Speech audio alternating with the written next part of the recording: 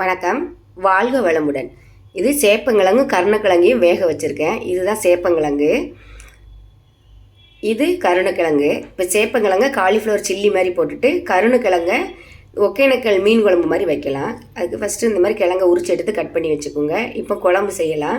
ஒரு கடாயில் கொஞ்சமாக தேங்காய் எண்ணெய் விட்டு அதிலே சின்ன வெங்காயம், பெரிய வெங்காயம், பூண்டு, சீரகம் இதெல்லாம் போட்டு வதக்கிடணும். இது கொஞ்சம் வதங்கினதுக்கப்புறமா தக்காளியும் போட்டு வதக்கிக்கோங்க.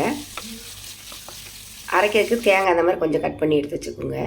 இப்போ சேப்பங்கிழங்கு சில்லி போடலாம். இப்போ கிழங்குல சிக்கன் 65 மசாலா,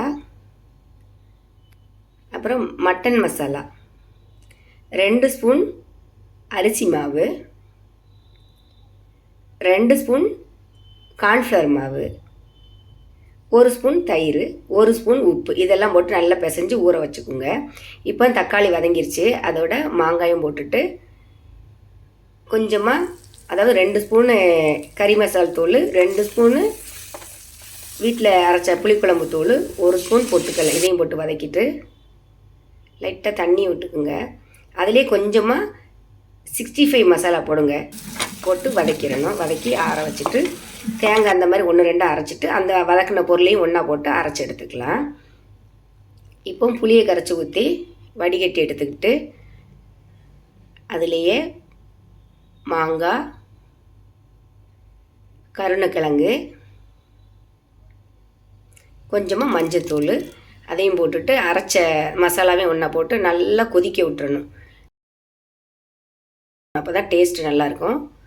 கொதிச்சதுக்கப்புறம் தான் உப்பும் வெல்லமும் போடணும். ஃபஸ்ட்லேயே போட்டுறாதீங்க. அவ்வளோதான், குழம்பு சூப்பராக ரெடி ஆயிடுச்சு.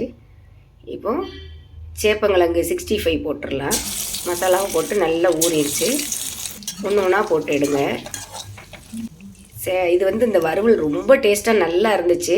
என்ன கொஞ்சம் அந்த வலுவழுப்பு இருந்தது. அது இருக்கிறதுனால அந்த கிழங்கு அதிகமாக யாரும் சேர்க்க மாட்டேங்கிறாங்க. நம்ம இந்த மாதிரி செஞ்சு சாப்பிட்டா ரொம்ப டேஸ்ட்டாக இருக்கும். கருணக்கிழங்கு குழம்பு வச்சு இந்த 65 வச்சு சாப்பிட்டீங்க அப்படின்னா ரொம்ப டேஸ்ட்டாக இருக்கும். இதே மாதிரி செஞ்சு சாப்பிடுங்க. தேங்க்யூ.